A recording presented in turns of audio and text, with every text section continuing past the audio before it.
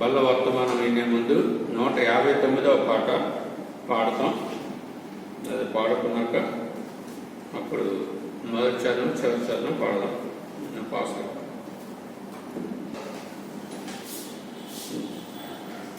దేవుని వాక్యాన్ని వినే ముందు మనం ప్రార్థన చేసుకున్నాం. కళ్ళు మూసుకుని మోకరిద్దాం. ప్రేమ కలిగిన తండ్రి, దయ కలిగిన మా ప్రభువాని స్తోత్రాల వందనాలు ఇంతవరకు ఆరాధించుటకు మా ప్రేమమూర్తిని మహిమపరచుటకు ఇచ్చిన కృప కొరకే వందనాలు. గృహాల్లో ఉండి ఎవరు ఆరాధిస్తున్నారు, ఆరాధించిన అన్నారు, వారిని బట్టి కూడా స్తోత్రం. సహాయం చేయండి. బల్ల వాక్యాన్ని ప్రతి ఒక్కరు విని వారు కూడా తనలోని సరిగ్గా పరీక్ష చేసుకోవడానికి, మీరు ఆత్మ కోసం సిద్ధపడటానికి, ప్రభు వల్ల యోగ్యమైన పాల్పొందడానికి సహాయపడమని తండ్రి. అయోగ్యుని కనికరించమని, బలిపడిన తీయబడిన నా గొంతుకనాలు కాపుదలను కాల్చమని, పరిశుద్ధపరచమని, ఆత్మదేవునికి అప్పగించుకుంటూ శిలువ రక్తపుష్పం తెచ్చుకుంటూ సహాయం చేయండి. స్వరాన్ని వినిపించండి. నీ కార్యం చేయండి. యేసు ప్రభు నామమున స్తుతించి ప్రార్థించి వేడుకొంచున్నాం మా తండ్రి, ఆమేన్. మనం దేవుని వాక్యంలో గత వారం మనం చూస్తూ వచ్చాం. ద్వితీయోపదేశకాండం 30వ అధ్యాయం 20వ వచనం. ద్వితీయోపదేశకాండం 30వ అధ్యాయం 20వ వచనాన్ని అందరం కలిసి చదువుదాం. ద్వితీయోపదేశకాండం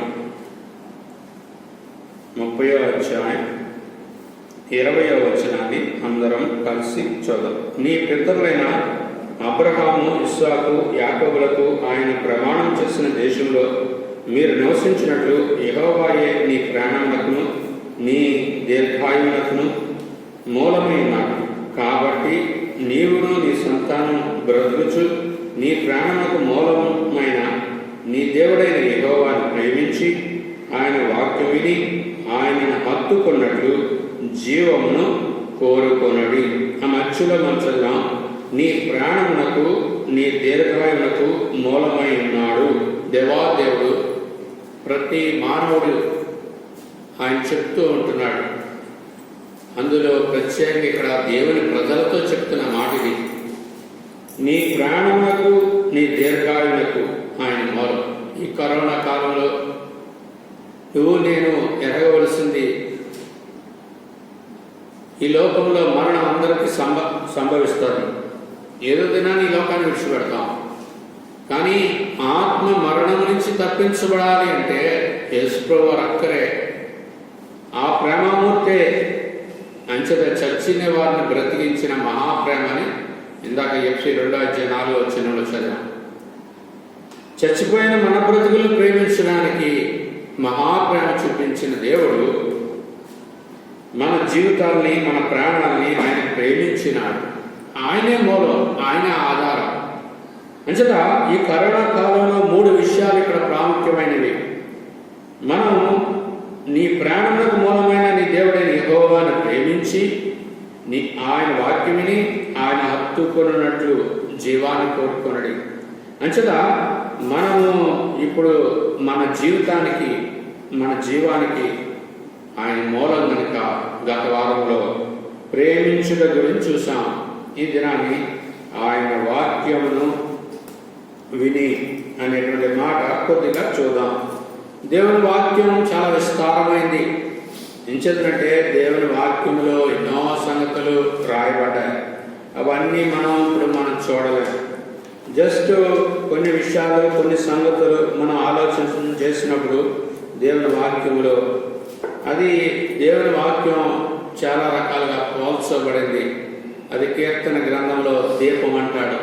అది మన త్రోవకి చూపిస్తూ ఉంటుంది. అలాగే అది మత్తయి సువార్తలో అది ఒక విత్తనాన్ని పోల్చినాడు. అది సీడ్ అని చెప్తూ వస్తాడు. ఇర్మియా గ్రంథంలో అది 5వ అధ్యాయంలో అది అగ్నిగా పోల్చినాడు. అలాగే 23వ అధ్యాయంలో అది సుత్తి వంటిది అన్నాడు. హ్యామర్, అది బద్దలు కొడుతుంది. అంచేత అట్టిది దేవుని వాక్యం. అలాగే ఎఫ్సీయులకు రాసిన పత్రిక 6వ అధ్యాయంలో మనం చదువుతాం. కత్తినిచ్చినాడు.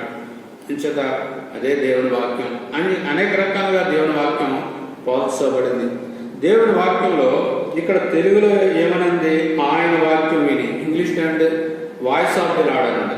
అంటే దేవుని ఆయన స్వరం, ఆయన మాట అన్న ఆయన వాక్యం అన్న ఒకటే. అయితే ఒక చిన్న విషయాన్ని మనం అర్థం చేసుకోవాలి. చూడండి, ఎవరైనా ఒక వాయిస్ పెట్టినప్పుడు కొన్నిసార్లు మర్చిపోవచ్చు. అది రాసి పెట్టామనుకోండి, చూడండి, ఎవరైనా పెద్దవాళ్ళు చనిపోయే ముందు ఓ మాట చెప్తారు. వెంటనే వాళ్ళు ఏం చేస్తారంటే లాయర్ని పిలిచి వెంటనే రాయిస్తారు. వాళ్ళు పలికే చివరి మాటలు, ఎవరికి ఆస్తులు అప్పగిస్తున్నారు, ఎవరికి ఏమేమి ఇస్తున్నారు, వాళ్ళు ఏం చేయలేరు. అప్పుడు అక్కడికి చివరికి ఏం చేస్తారంటే ఏలు ముద్ర వేసేస్తారు. ఆయన బ్రతుకుండగా ఆయన ఏంటి, ఆయన ఏమి నిర్ణయం చేశాడు అది చెప్పెళ్ళే ముందు ఆయన మాట చెప్పినప్పుడు వెంటనే లాయర్లు వాళ్ళు రాసేసి దానికి వీలునామా తయారు చేస్తారు.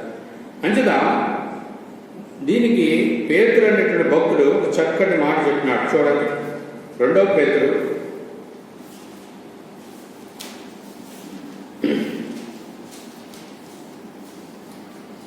2 పేతురు మొదటి అధ్యాయం 17వ వచనంలో ఆయన అంటున్నాడు, ఆయన మహాత్యమును మేము కన్నులారా చూచిన వారిని తెలిపితిమి.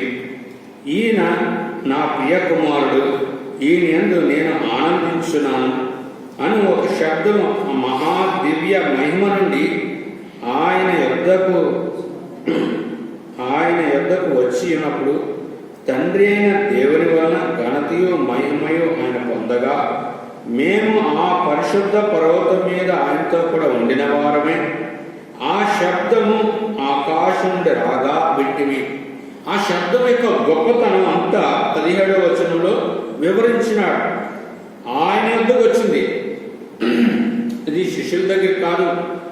ఆయన ఎందుకు వచ్చినటువంటి శబ్దుని, ఈయన నా ప్రియ కుమారుడు, ఈయన ఎందుకు నేను ఆనందించున్నాను, మహాదివ్య మహిమ నుండి వచ్చింది. ఎంతో తేజస్తో వచ్చింది. నిజంగా అలాంటి మహిమ మరెప్పుడు చూడలేదు. ఆయన రూపాంతరము పొందినాడు. ఎంతో దివ్యమైన మహిమలో అక్కడ శబ్దాన్ని విన్నారు. ఇంత చక్కగా రాయబడిన ఈ మాట తర్వాత పేతురు ఏమంటున్నాడో చూడండి, 19వ వచనం, మరియు ఇంతకంటే స్థిరమైన ప్రవచన వాక్యము మనకున్నది. అంటే వారు ఒక దివ్యమైన శబ్దాన్ని విన్నారు. ఆ శబ్దమే గొప్పది, మహిమలో విన్నారు. అది చాలా గొప్పది. అంటే దానికంటే ఎంతో స్థిరమైన ప్రవచన వాక్యం ఇప్పుడు దేవుడిచ్చినాడు. అంచరా శబ్దము కంటే, వాయిస్ కంటే వర్డ్, దేవుని వాక్యము, వ్రాయబడిన వాక్యము. అంచేత ఇర్మియా గ్రంథంలో మీ హృదయాల్లో రాయబడుతుంది అన్నాడు. నూతన నిబంధనలో ఇది నేను క్రొత్త నిబంధన మీ హృదయాల్లో రాస్తానన్నాడు. అందుచేతే మనం ఏదైనా ఒక క్లాస్కి వెళ్ళి మాట విని లెక్చరు మనకి క్లాసులో చెప్పినప్పుడు పిల్లలు వింటారు. విన్నప్పుడు దాన్ని ఎవరైతే నోట్ చేసుకుంటారో వాళ్ళకి మనం విన్నది మర్చిపోతాం అనేకసార్లు. కానీ నోట్ చేసుకుంది అది రికార్డ్ అయిపోద్ది. అది ఎన్నిసార్లు చూసుకోవచ్చు, అది మారదు. ఇంకా మనం విన్నది జ్ఞాపకం సరిగ్గా ఉండకపోతే కొన్ని రోజులు పోయాక దాన్ని అదే స్టైల్లో మనం చెప్పలేము. మనం ఏదైనా ఒక స్టోరీ విన్నా అనుకోండి, ఆ స్టోరీ ఇంకొకరికి చెప్తా ఉంటారు, కథలుగా చెప్తా ఉంటారు. కథలు ఒక్కొక్కసారి కొంచెం మారిపోతూ ఉంటుంది. ఎందుకంటే కొంచెం భావం ఉంటుంది, కానీ ఉన్నది ఉన్నట్లుగా మనం విన్నది చెప్పలేము. కానీ రాయబడింది అట్లా ఉండదు. ఒకసారి రాస్తామంటే అంతే స్టాండర్డ్ అంచెత అక్కడ అన్నాడు. మరి ఇంతకంటే స్థిరమైన ప్రవచన వాక్యం, తెలుగులో అయితే వాక్యం విని అని నిర్గమ 30:20 చదివాం. ఇంగ్లీష్లో వాయిస్ ఆఫ్ ద లార్డ్. అంటే రెండు ఒకటే, కానీ దేవుని యొక్క స్వరం ఒక్కసారి విన్నప్పుడు నీ జీవితం ధన్యం. అది ఇప్పుడు ప్రవచన మూలంగా అబ్రాహాము కూడా ఆదికాండం 15వ అధ్యాయంలో అబ్రాహామునకు దేవుని వాక్యము దర్శనమందు ప్రత్యక్షమాయను. ఆనాడు అబ్రాహాము కూడా దేవుని వాక్యం వచ్చింది. ప్రియమైన వాళ్ళారా, దేవుని స్వరమన్న, దేవుని మాట అన్న గొప్పది. అంచేత దేవుని మాట అంచేత నా జీవానికి ప్రాణానికి మూలమైన దేవుని నువ్వు ప్రేమించాలి. రెండోది ఆయన మాట, ఆయన వాక్యాన్ని వినాలి. నువ్వు నేను వింటున్నామా? ఎందుకు మనం వినలేకపోతున్నాం? దేవుని వాక్యము అది చాలా గుణాలు ఉంది. అది కీర్తన గ్రంథంలో 19వ అధ్యాయంలో అది పవిత్రమైంది, అది ఖచ్చితమైంది. తర్వాత 119లో తిరిగి అది మనల్ని సమకూర్చేదిగా ఉంది. తర్వాత అది ఆ వాక్యము మన జీవితాన్ని నిత్యము నడిపిస్తుందని యెషయా గ్రంథంలో ఉంది. ఇట్లాగా చాలా విషయాలు అది పవిత్రపరుస్తుందని ఉంది. దాన్ని మన పురుగొలుపుతుందని ఉంది. తర్వాత అది క్రియ చేస్తుంది. ఎందుకంటే దేవుని వాక్యం అది దేవుని వాక్యం ద్వారా ప్రపంచాలన్నీ నిర్మించబడ్డాయి. అదే వాక్యం చేత ప్రపంచాలు నాశనం కూడా కాబోతున్నాయి. దేవుని వాక్యం శక్తి కలిగింది. ఇంకా ఈ వాక్యం ద్వారా ఎన్నో కార్యాలు జరిగినాయి. ఎంతోమంది బాగైనారు, ఎన్నో అద్భుతాలు జరిగినాయి. ఎంతోమంది హృదయాలు సంతృప్తి పొందిన, నూతన జన్మ పొందింది. ఈ దేవుని వాక్యం యొక్క శక్తిని అనేక మంది అనుభవించినారు, ప్రభావితం చేయబడ్డారు, జీవితాలు మార్చబడ్డారు. దేవుని స్వరం విని వారిగా సిద్ధపరచబడుతున్నారు. ప్రియమైన వాళ్ళరా, మన జీవితాల్లో దేవుని వాక్యానికి ఎంత రెస్పెక్ట్ ఇస్తున్నాం? దేవుని వాక్యంలో మనం ఏం చూస్తామంటే 138వ కీర్తనలో ఆయన నామము కంటే ఆయన మాటను ముందు పెట్టినాడని రాయబడింది. అంటే హెచ్చులో పెట్టినాడు. అంచేత తన పేరు కంటే కీర్తనకారుడు దావీదు చెప్తాడు, తన నామం కంటే హెచ్చులో ఉంచబడిన వాక్యం మాట నువ్వు ఇష్టపడుతున్నావా? దేవుని వాక్యం ఎంతో పవిత్రమైనది, మన జీవితాన్ని బాగు చేసేది.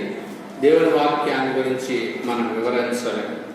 ఈ వాక్యమే 2 అంచులు కలిగిన ఖడ్గం, ఎక్కడికైనా దొరికిపోదు. దేవుని వాక్యం వెలువడిన ద్వారా అది కార్యం చేయకుండా వెనక్కి వెళ్ళదు. కానీ ఒక్క మానవుని జీవితంలోనే నీ అనుమతి లేకుండా జరగదు. ఎంచేతంటే నీకు స్వతంత్రత ఇచ్చినాడు, నీకు స్వేచ్ఛ ఇచ్చినాడు, బలవంతంగా. అంటే ఈ ద్వితీయోపదేశ కాండం 30వ అధ్యాయం 20వ వచనం యొక్క భావం ఏంటంటే, నువ్వు స్వతంత్రుడు. నీకు జీవం కావాలంటే, నీవు ఎల్లకాలము దీర్ఘాయువు కలిగి దేవుల్లో ఉండాలి అంటే నువ్వు ఆయన ప్రేమించాలి, నువ్వు ఇష్టపడాలి. రెండోది ఆయన మాట వినాలి. ప్రియమైన వాళ్ళ, ఎందుకు నీ జీవితంలో ఆయన మాట వినలేకపోతున్నావు? నువ్వు ప్రభు బిడ్డవై ఉండొచ్చు, ప్రభుని ఎరిగిన వాడవై ఉండొచ్చు. అయితే ఈరోజు చాలామందికి దేవుని వాక్యముల గురించిన శ్రద్ధ, దేవుని మాట గురించిన శ్రద్ధ లేదు. ఏమిటి కారణాలు? కొద్దిగా మనం చూద్దాం. మిగిలిన అన్ని మనం ఏం చూడలేం, కానీ కొన్ని సంగతులు, కొన్ని విషయాలు మాత్రమే మనం దేవుని ఇంకా వాక్యంలోంచి కొన్ని రీజన్స్ చూసుకుందాం. మొట్టమొదటి దేవుని వాక్యం. వాక్యముడు వర్డ్, WORD, వర్డ్. ఈ వర్డ్కి ఎల్ వచ్చిందంటే వరల్డ్ అయిపోయింది. ఈ ఎల్ ఎప్పుడు తగిలిందో అంత దేవుని వాక్యం ఉండాలి మన హృదయంలో. మన ఇక్కడ కూడా వాక్యం చదువుతాను. ఎక్కడ ఆ వెనకాల సామెత 4:23, నీ హృదయంలోని జీవదాలు బయలుదేరి కాబట్టి అన్నిటికన్నా ముఖ్యం నీ హృదయం భద్రం కాపాడు. ఈ హృదయంలో ఉండవలసిన వాక్యం. నూతన నిబంధన విశ్వాసుల యొక్క జీవితాల్లో హృదయంలో వాక్యం ఉండాలి. కానీ నూతన నిబంధన విశ్వాసులమైన మనం ఎందుకు వాక్యం ఉండలేదంటే, చేరిపోయింది, లోకం చేరిపోయింది. ముందే ఈ దేవుని వాక్యం పోయి లోకం రాదు. కొద్ది కొద్దిగా ముందు ప్రవేశిస్తుంది, తర్వాత పూర్తిగా ఆక్రమిస్తుంది. ఒక దినాన్ని ఒక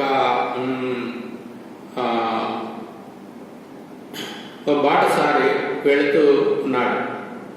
వెళుతూ ఉన్నప్పుడు ఒంటి మీద వెళ్ళినాడు, ఆగినాడు. ఆగిన తర్వాత వర్షం వస్తుంది అని చెప్పి ఆయన ఆగి అక్కడ ఉన్నప్పుడు ఆయన ఇంటి తలుపు తట్టినాడు. వాళ్ళు తీశారు. ఆశ్రయం అంటే వాళ్ళు ఒక ఇల్లు ఇచ్చినారు. ఆ ఇంటిలో ఉన్నాడు. బయట వంట ఉంది. ఇలాగా వర్షం పడుతుంది. వర్షం పడుతుందని అయ్యో పాపం నా వంట వర్షంలో తడిసిపోతుంది అని అనుకున్నప్పుడు ఆ వంట వచ్చి అలా జాయిగా ఆ గుడారంలోకి తలబెట్టింది. తలబెడితే అయ్యో పాపం తడిసిపోతుందని తలకి కొంచెం అవకాశం ఇచ్చినాడు. ఇంకొంచెంసేపటికి ఇంకా వర్షం ఎక్కువ పడుతుంది. ఇంకొంచెం ముందుకు జరిగింది. ఆయన ఇంకా సర్దుకొని ఇంకొంచెం జరిగినాడు. ఇంకొంచెం ఎదర కాళ్ళు అన్నీ ముందుకు వచ్చింది. అతను ఇంకా పడుకున్న వాడు లేచిపోయాడు. కూర్చుంటానికి ప్రయత్నం చేసి ఆ మూల కూర్చున్నాడు. ఇంకొంచెంసేపటికి ఇంకా వర్షం ఎక్కువైంది. ఇంకొంచెం జరిగింది ఆ వంట. ఇంకా ఆఖరికి ఏమైందంటే ఈయన బయటకు వచ్చేసాడు. ఈ వంట అంతా లోపలికి.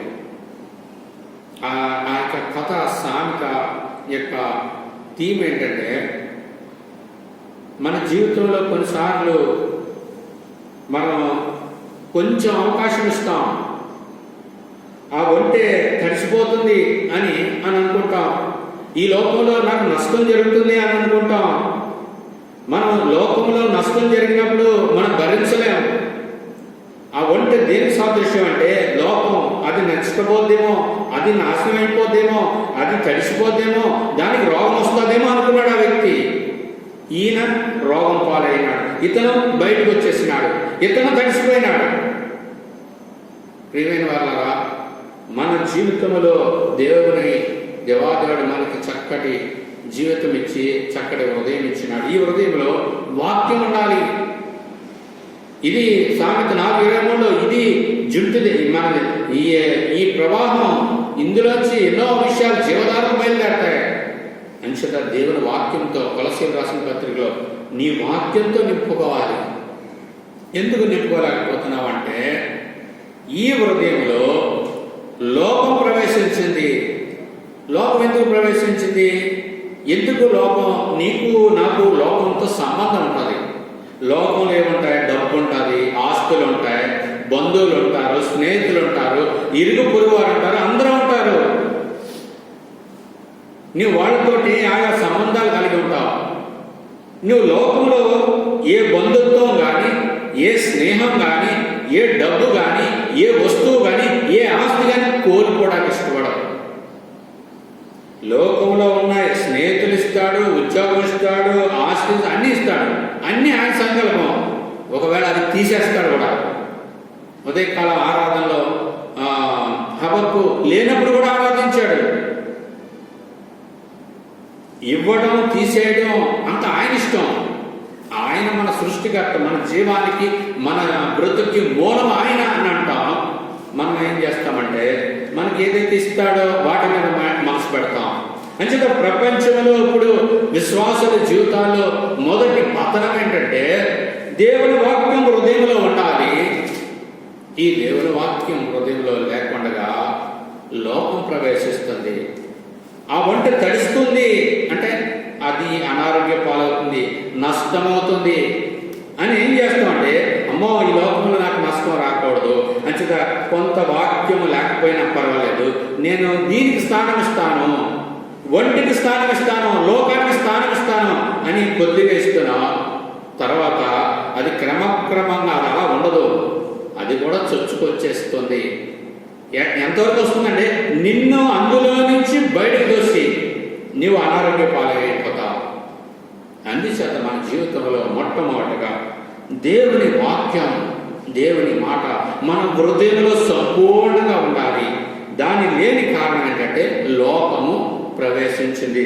అదే 1 యోహాను 2వ అధ్యాయంలో నేత్రాశ, శరీరాశ, జీవగుడము ఇవన్నీ లోక సంబంధమైనవి రాబడ్డాయి. అంచుగా ఈ లోక సంబంధమైనవి మనలోకి వస్తే దేవాతి దేవుని ప్రేమ కూడా ఉండదు. అంచట మొదటి పతనం లోకము హృదయంలో ప్రవేశించుట. రెండవది చూడండి, ఇర్మియా గ్రంథం 7వ అధ్యాయం, ఇర్మియా గ్రంథం 7వ అధ్యాయం 28వ వచనాన్ని అందరం చదువుదాం. గమనించ చూద్దాం. గనుక నీవు వారితో ఇలాగ చెప్పుము, వీరు తమ దేవుడైన యెహోవా మాట వినని వారు, శిక్షకు లోబడని వారు కాబట్టి నమ్మకము వారిలో నుండి తొలగిపోయి ఉన్నది, అది వారి నోట నుండకుండా కొట్టివేయబడి ఉన్నది. ఎవరైతే దేవుని మాట వినరో కాబట్టి నమ్మకం వారిలో నుండి తొలగిపోయింది. ఇదే జరుగుతుంది. దేవుని వాక్యం ఎప్పుడైతే వినమో మనలో జరిగేది నమ్మకం పోద్ది. ఆ దేవుని వాక్యం మీద ఉన్న నమ్మకం పోద్ది. చాలా మందికి దేవుని వాగ్దానాలు తెలియదు. దేవుని వాగ్దానాన్ని శ్రమ వచ్చింది, కష్టం వచ్చింది, ఇబ్బంది వచ్చింది, మనం ఎందుకు ఇదవుతున్నా అంటే కొంతమంది దేవుని మాట వినరు. వినకపోవటం వల్ల ఏం జరుగుతుంది? నమ్మకం కోల్పోతున్నాం. అంటే దాని అర్థం ఏంటంటే మనం అనేక సార్లు దేవుని వాక్యాన్ని నమ్మట్లేదు. రోమాపత్రిక 9వ అధ్యాయం 17వ వచనంలో ఏమనుంది?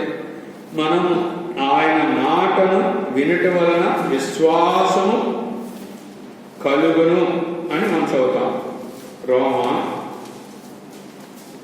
10వ అధ్యాయం 17వ వచనం. కాగా వినుట వలన విశ్వాసం కలుగును, వినుట క్రీస్తుని గురించిన మాట వలన కలుగును. ఎప్పుడైతే దేవుడి మాట వింటామో విశ్వాసం కలుగును. ఈ వినడం అనేది నీ జీవితంలో ఎప్పుడైతే ఉండదో అవిశ్వాసం వస్తుంది. విశ్వాసం ఎప్పుడైతే ఉండదో అప్పుడు కూడా నువ్వు దేవుని మాట వినవు. చూడండి, యోహాను సువార్త, అది 2 లింక్ మాట. యోహాను సువార్త 8వ అధ్యాయం, యోహాను సువార్త 8వ అధ్యాయం 37వ వచనం. మీరు అబ్రహాము సంతానమని నాకు తెలియను, అయినను మీలో నా వాక్యమునకు చోటు లేదు. దానికి ముందు ఇంకో మాట చదవాలి. 5వ అధ్యాయం తర్వాత చదువు. 5వ అధ్యాయం 38వ వచనం.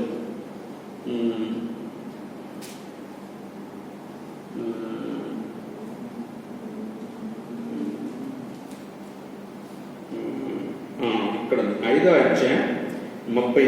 ఆయన ఎవరిని పంపినో ఆయనను మీరు నమ్మలేదు కనుక మీలో ఆయన వాక్యము నిలిచి ఉండలేదు. అదే రీజన్ రాసి ఎందుకు వాక్యం వినలేకపోతున్నాం, ఎందుకు వాక్యం నిలబట్టలేదు అంటే మీరు ఆయనను నమ్మలేదు. ఎవరు వింటారో వారిలో నమ్మకం ఉంటుంది, ఎవరు నమ్ముతారో వారిలో వారి వాక్యం వినేవారుగా ఉంటారు. ప్రియమైన వాళ్ళ దేవుని వాక్యం నమ్మకం మీద ఉంది, విశ్వాసం మీద ఉంది. ఈ 2 ముడిపడి ఉంది. ఇప్పుడు రెండోదిగా నువ్వు నేను దేవుని వాక్యాన్ని ఎంతగా నమ్ముతున్నావు. ఒక దినాన్ని దైవజనుల భక్సింగ్ గారి దగ్గరికి ఈ 6 అడుగుల యోనాని తిరిమింగళం మింగేసిందంటే మీరు నమ్ముతారా అని ఆయన అడిగితే ఆయన అన్నాడట, ఈ 6 అడుగుల మనిషి బైబిల్లోని ఈ 6 అడుగుల మనిషి ఒక పెద్ద చేపను మింగేసాడు అని రాయబడి ఉంటే కూడా నమ్ముతాను అన్నాడు. అంటే ఆయన నమ్మకం అంత గొప్పది.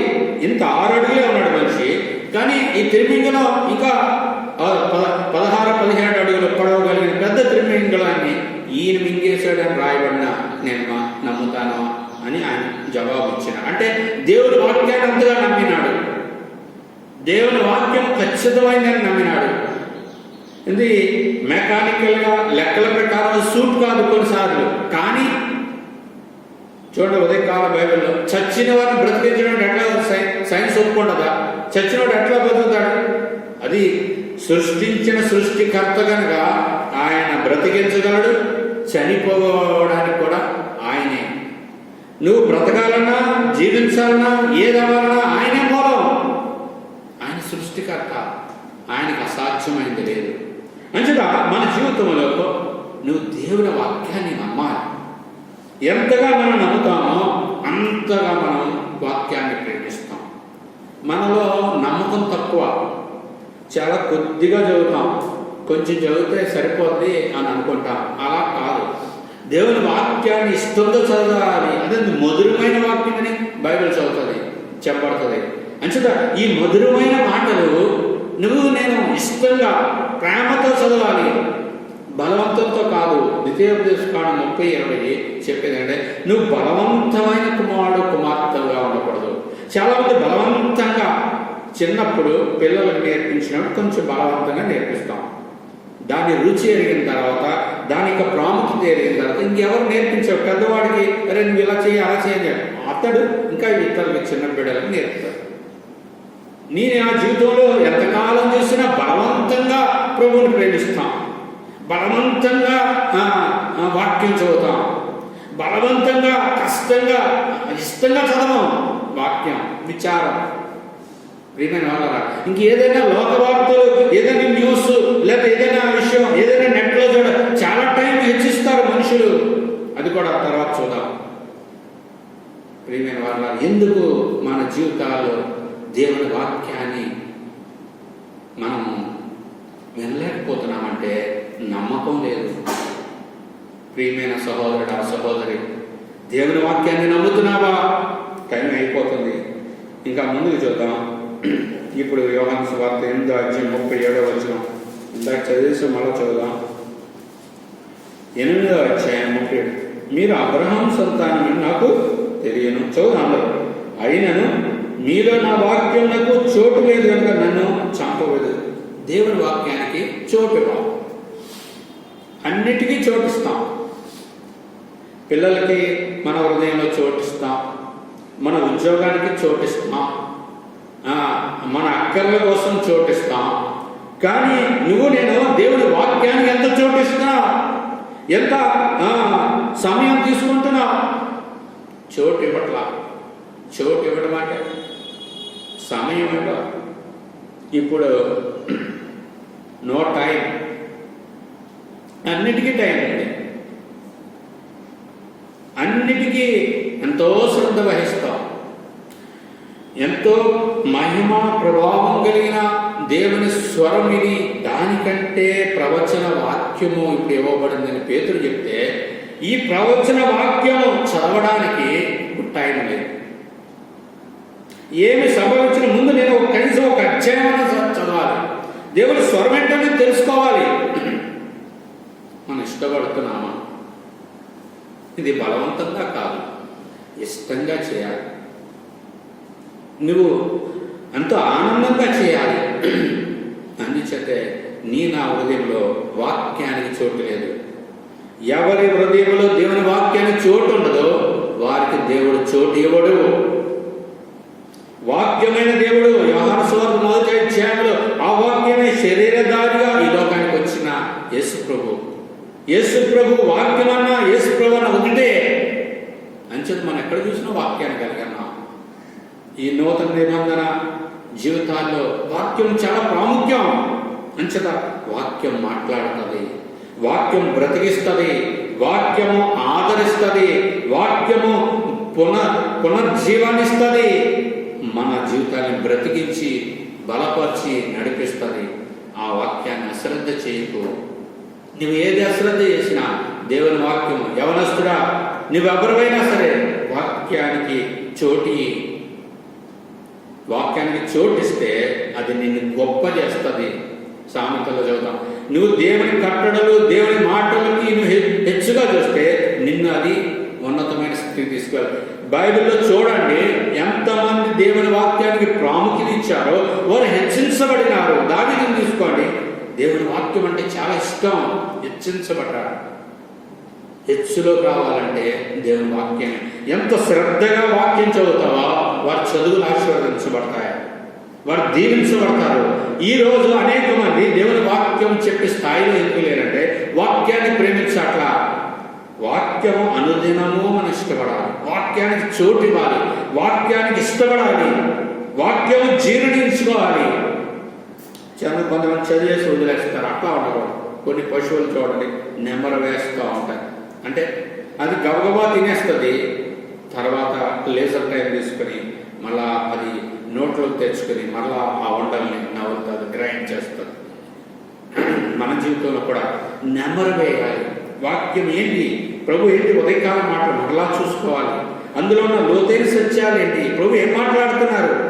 మన సమయం ఇస్తే కదా, ఏదో క్యాజువల్గా చిన్న నవల చదివినట్టు చదువుతారు కొంతమంది. అందరి గురించి నేను చెప్పట్లా. మన జీవితాల్లో దేవుని వాక్యానికి ఎలాంటి చోటు ఇస్తున్నాం. మనకు ఇప్పుడు ఏంటి, టైం లేదండి, అన్నిటికీ టైం ఉంది. రేపు అంటాడు నీ విషయంలో కూడా నాకు టైం లేదంటే మన పరిస్థితి ఏంటి. పంచిత ఇంకొక మాట చూద్దాం. ఇర్మియా గ్రంథం 6వ అధ్యాయం, ఇర్మియా గ్రంథం 6వ అధ్యాయం 10వ వచనాన్ని 11వ వచనం. ఇర్మియా గ్రంథం 6వ అధ్యాయం 10వ వచనం. విందురని నేను ఎవరితో మాట్లాడదని చదవాలి అందరూ కలిసి. ఎవరికి సాక్ష్యం ఇచ్చేదను, వారు వినటకు తమ మనసు సిద్ధపరచుకొనరు కనుక వినలేకపోయి. ఇదిగో వారు యెహోవా వాక్యమందు సంతోషం లేని వారై దాన్ని తృణీకరింతురు. ఇక్కడ 2 విషయాలు. వినడానికి మనసు సిద్ధంగా ఉండాలి. మనం దేవుని ఇంటికి వెళ్తున్నాం, కూడికి వెళ్తున్నాం, నేను ఏదైనా మిస్ అయిపోతానేమో, లేటుగా వెళ్ళకూడదు. ఒకవేళ ఏదో అత్యవసర కారణం చేత ఒకవేళ నువ్వు వెళ్ళకపోతే ఇంటిలో ఉన్నప్పుడు వెంటనే మళ్ళీ యూట్యూబ్ ఓపెన్ చేసుకొని దేవుని వాక్యం ఏంటి, ఈరోజు ఏం మాట్లాడుతున్నాడు ఆయన, ఆ వర్తమానాన్ని మనం వినాలి. విని మనం వినటానికి మనసు సిద్ధంగా ఉన్నప్పుడు ఆయన మాట్లాడతారు. చాలామంది మనసులు సిద్ధంగా లేవు. మన జీవితాల్లో మన మనస్సు, మన హృదయంలో ఇష్టం కలిగి ఉండాలి. మనం ఇష్టపడుతున్నాము అనేది ఆ సిగ్నల్. నీ మనసు సిద్ధపరచుకోవాలి. అన్నిటి కోసం మనం సిద్ధపడతాం. దేవుని వాక్యం కోసం మేము సిద్ధపడుతున్నాం. సిద్ధపాటు లేక నీ మనసులో వాక్యం వినలేకపోతున్నాం. 2వ నేను చెప్పినాడు, ఇదిగో వారు యెహోవా వాక్యమును సంతోషం లేని వారు దాన్ని తృణీకరించారు. దేవుని వాక్యంలో సంతోషం లేదు. అమ్మో, దేవుని వాక్యం ఖండిస్తుంది, బుద్ధి చెప్తుంది, సరి చేస్తుంది, ఖండిస్తుంది అనేసార్లు మన బ్రతుకులు సరిదిద్దుతుంది. దాన్ని మనం ఇష్టపడాలి. ప్రియమైన వాళ్ళగా మన జీవితంలో అది ఖండించిన, సరి చేసిన, అది మాత్రమే మనం ప్రేమిస్తుంది, అది మాత్రమే మనం కనికరిస్తుంది, అది మాత్రమే నూతనపరుస్తుంది, అది మాత్రమే మనకు శక్తినిస్తుంది. దేవుని వాక్యం గొప్పది. అది ప్రేమించిన, సరి చేసిన మనం ఇష్టపడాలి, దాని విధేయత చూపించాలి. నుంచి అనేక మందికి దేవుని వాక్యం గురించి సిద్ధపాటు లేదు. అనేక మంది ఆ వాక్యంలో సంతోషం లేదు. ఇంకా ముందుకు చూద్దాం. 1 యోహాను 2వ అధ్యాయం. 1 యోహాను 2వ అధ్యాయంలో ఇక్కడ ఏమని చెప్తుంది వాక్యం? 14వ వచనం అందరూ కలిసి చూద్దాం. చిన్న పిల్లలారా, మీరు తండ్రిని ఎరిగి ఉన్నారు కనుక మీకు రాజ్యం. తండ్రులారా, మీరు ఆది నుండి మీరున్న వారిని ఎరిగి ఉన్నారు. మీరు ఇక్కడి నుంచి యవనస్తులారా, మీరు బలవంతులు, దేవుని వాక్యం మీ యందు నిలుచుచున్నది, మీరు దృష్టిని జయించున్నారు కనుక మీకు రాయించున్నాను. ఎవరు యవనస్తులుగా ఉంటారో వారు బలవంతులుగా ఉంటారు. ఆత్మ సంబంధమైన జీవితంలో వృద్ధాప్యం ఉండదు. వృద్ధాప్యం ఉంటుంది అంటే ఎలా? చాలామంది నేను వృద్ధుడు, భౌతికంగా వృద్ధుడైతే నేను ఆత్మలో కూడా వృద్ధుడిని అని అనుకుని అనేకసార్లు రిలాక్స్ అయిపోయి వాక్యం చదవదు. అది కాదు. మన జీవితంలో వాక్యంలో రాయబడింది, యవనస్తులారా మీరు బలవంతులు.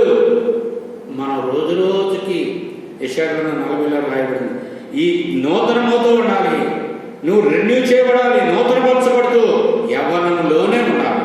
వాక్యం అంటే యవ్వనంలోనే ఉండాలి. దేవుని వాక్యం మనలో నిలబడాలి. మనం నిలబడితే అప్పుడేమవుద్ది? నువ్వు యవ్వనస్తుడిగా ఉంటావు, దుష్టుని జయిస్తావు. అనేక మంది యవ్వనస్తులుగా ఉంటారు, వాక్యం దగ్గరికి వచ్చేవాడికి వృద్ధులుగా ఉంటారు. టైము అప్పుడు నాకు విశ్రాంతి తీసుకోవాలి, వాక్యం చదవలేను అనుకుంటారు. అలా ఉంటుంది. వాక్యం అంటే ఆసక్తి. నువ్వు ఎంత వృద్ధులైనా వాక్యం దగ్గర నువ్వు వినడానికి యవనస్తుడిగా ఉంటావు. అప్పుడే నువ్వు జయిస్తావు, అపవాదిని ఓడిస్తావు. అనేకసార్లు అపవాది నిన్ను జయిస్తున్నాడు, నిన్ను ఓడిస్తున్నాడు. కారణం దేవుని వాక్యం లేదు, దేవుని శక్తి లేదు, దేవాతి దేవుని మాటలు వాక్యం ఉండాలి. అనేకసార్లు నేను చెప్తూ ఉంటాను. ఒక దెయ్యం పెట్టిన వ్యక్తిని ఒక సేవకుడు ఉదయకాలం తీసుకొస్తే ఆయన వెంటనే బైబిల్ పట్టుకొని నజరేయుడైన యేసు నామమున నేను గర్భిస్తున్నాను వెళ్ళు అంటే, ఈరోజు నువ్వు నేను ఒకటే అన్నది. అది ఏంటి? ఈరోజు నువ్వు నేను ఏమన్నది? నువ్వు నేను ఒకటే. ఏంటంటే ఈరోజు నువ్వు వాక్యం చదవలేదు, నేను దేవుని వాక్యం ఇష్టపడను. అంటే నువ్వు వాక్యం చదవలేదు, నేను వాక్యం అంటే నాకు ఇష్టం ఉండదు. అంటే నువ్వు నేను సేమ్ అంచేత నేను ఇక్కడి నుంచి కదలను అని చెప్పింది. వెంటనే గదిలోకి వెళ్ళి ప్రార్థన చేసుకుని బైబిల్ చదువుకుని మరలా వచ్చి ఆ దెయ్యాన్ని గద్దించాను. దెయ్యం పోయింది. ప్రియమైన వాళ్ళారా, ఇది జరిగిన సంఘటన. ఒక దెయ్యాన్ని పోగొట్టడానికి ఇష్టం వచ్చినట్టు నువ్వు జీవిస్తూ గడిపితే ఆ దెయ్యం పోదు. అంచేత దేవుని బిడ్డగా, దేవుని దాసునిగా నువ్వు మొట్టమొదట దేవుని స్వరం, దేవుని వాక్యం నువ్వు వినాలి, చదవాలి, అది జీర్ణించుకోవాలి ఆ శక్తితో. అప్పుడే నువ్వు నిజమైన యవనస్తుడిగా అపవాదిని పారదోలుతావు. తర్వాత చూడండి, యోహాను సువార్త 10వ అధ్యాయం 27వ వచనం. ఎన్నోసార్లు చదువుతాం. యోహాను 10:27 కలిసి చదువుతాం. నా గొర్రెలు నా స్వరం వినును, నేను వాటిని ఎరుగుదును, అవి నన్ను వెంబడించును.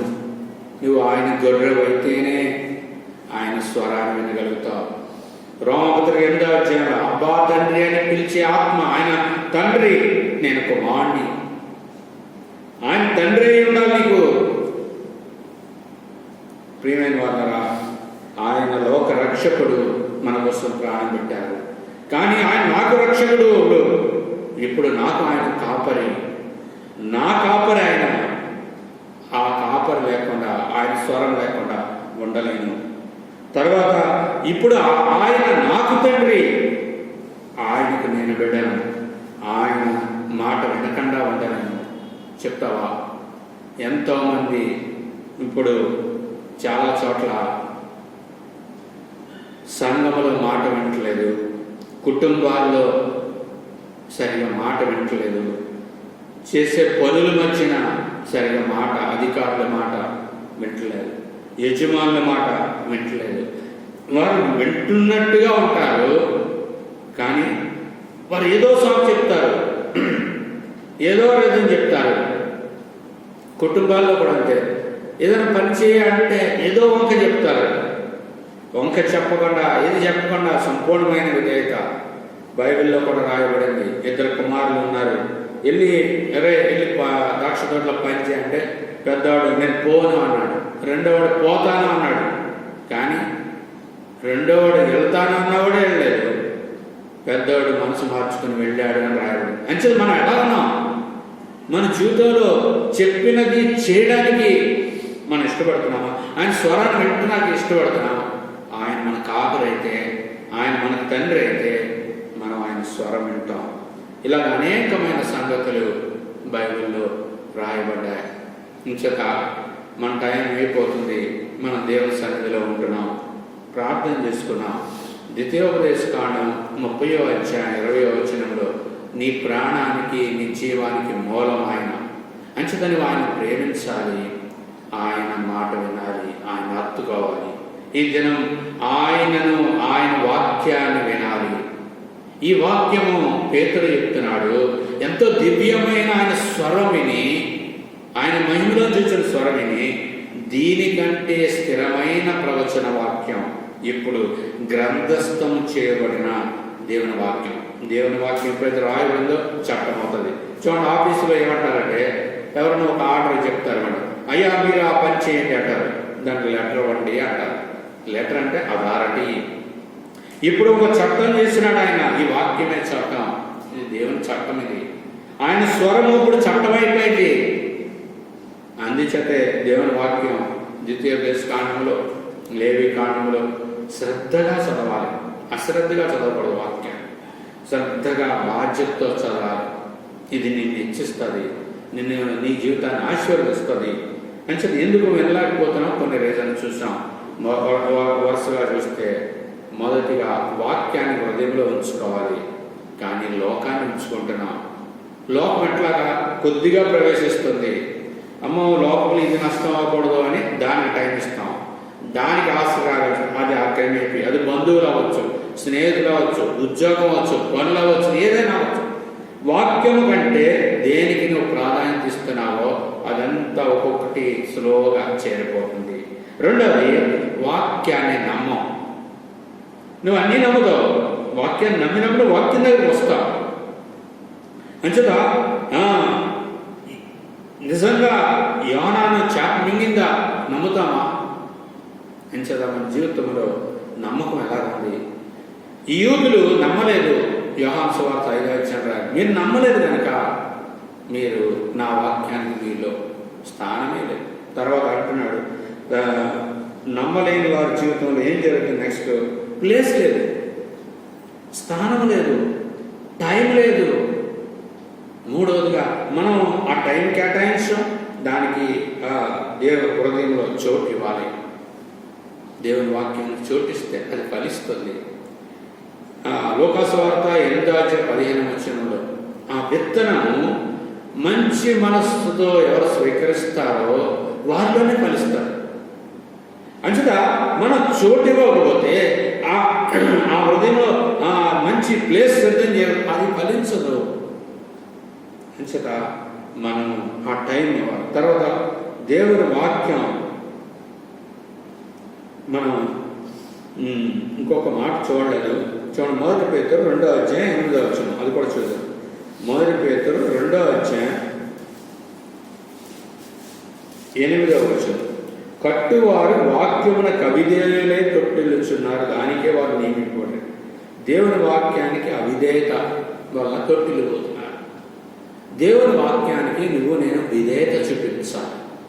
ఎక్కడ విధేయత ఉంటుందో నువ్వు తొట్టిల్లే పరిస్థితులు ఉండవు. అవిధేయత ఎప్పుడైతే చూపిస్తావో, మొదటి నుంచి మన జీవితం ఇదే. ఆదాము అవిధేయత చూపించినాడు, మనందరిలో అవిధేయత ఉంది. ఇప్పుడు మారు మనసు పొందాం, ప్రభు బిడ్డలమయ్యాం, విధేయుడు. అదే ఎఫ్ఎస్సీయుల పత్రిక 2:2. పూర్వం అవిధేయుడు, ఇప్పుడు నువ్వు విధేయుడు. వాక్యానికి యేసు ప్రభుక విధేయత చూపించాలి. అంచేత మొదటిగా దేవుని వాక్యానికి బదులు లోకాన్ని ఆశ్రయిస్తున్నావు, అది తీసేసుకోవాలి. రెండోది, నువ్వు ఆ వాక్యాన్ని నమ్మట్లేదు కనుక అది దేవుని వాక్యం నీలో ఇది అవ్వట్లేదు. నమ్మకం పెరగాలి, విశ్వాసం పెరగాలి, శ్రద్ధగా చదవాలి. మూడోది, నువ్వు దానికి ప్లేస్ ఇవ్వాలి, నీ హృదయంలో స్థానం ఇవ్వాలి. అన్నిటికీ స్థానం ఇస్తావు, వాక్యానికి స్థానం ఇవ్వవు. అంచేత దానికి టైం కేటాయించాలి. ఎప్పుడైతే స్థానం ఇస్తావో, మూడోదిగా దానికి టైం ఇవ్వాలి. టైం ఇచ్చినప్పుడు ఆ వాక్యాన్ని మనం అనుభవిస్తాం. అన్నిటికీ టైం ఇస్తాం, వాక్యానికి ఇవ్వం. నాలుగవదిగా విధేయత. కొంతమంది అవిధేయత చూపిస్తున్నారు వాక్యాన్ని. అవిధేయత చెప్పకూడదు, ఏం సంభవించని వాక్యానికి నేను విధేయత. ఐదవదిగా, ఇప్పుడు మనం యవనస్తుల్లో వాక్యం నిలబడుతుంది. అంచేత నువ్వు ఎల్లప్పుడూ కూడా వాక్యం విషయంలో యవనస్తుడుగా ఉండాలి. అది అప్పుడు నువ్వు నూతనపరచబడతావు, బలవంతుడుగా ఉంటావు, శత్రువుని ఎదిరిస్తావు. తర్వాత నువ్వు గొర్రెగా ఉండాలి, ఆయన నీకు తండ్రిగా ఉండాలి. నీకు ఆ మంచి కాపరి నడిపింపులో ఉండాలి. ఆయన కాపరి లేకపోతే ఆయన స్వరం నా జీవితంలో లేదు అని అర్థం చేసుకుంటాం. ఈ సంగతులు మన హృదయంలో ఉంచుకొని ప్రార్థన చేసుకున్నాం, ప్రభువుకు అప్పగించుకున్నాం. ఒకవేళ ఏ విషయంలో కొరత ఉంటే ప్రభుని అడుగుదాం. అంచేత ఆయన గత వారం విషయం ప్రేమించుట, ఇప్పుడు ఆయన మాటను మనం వాక్యాన్ని ఏ రీతిగా వెళ్ళలేకపోతున్నాం రీజన్ చూసాం. అంచేత దాన్ని బట్టి మనం పరీక్ష చేసుకుందాం, సరి చేసుకుందాం, నూతన పరుచుకుందాం. గృహాల్లో ఉన్నవారు సైతం మీరు గృహాల్లో దేవుని వాక్యాన్ని ఎందుకు వినలేకపోతున్నాం? ఆ వాక్యం అంటే సంతోషం లేదేమో, సిద్ధపాటు లేదేమో. ఇది మీ 6వ అధ్యాయం 10వ వచనం ప్రకారం నీ హృదయాన్ని సిద్ధం చేసుకోవాలి. ఈ సంగతులన్నీ సుమారుగా 7 విషయాలు 8 విషయాలు చూస్తూ వచ్చాం. ప్రార్థన చేసుకున్నాం, ప్రభునాడు 155 మనం పాడుతున్నప్పుడు మన కానుకలు మనం ప్రభు సన్నిధికి తీసుకుని వస్తాం. గృహాల్లో ఉన్నవారు మీ యొక్క కానుకని భద్రం చేసి మీరు వచ్చినప్పుడు బల దగ్గరికి వచ్చినప్పుడు తీసుకురండి. అలాగే మీ యొక్క పాట పాడినప్పుడు కానుకలు ప్రభు సమర్పిస్తాం. పాసం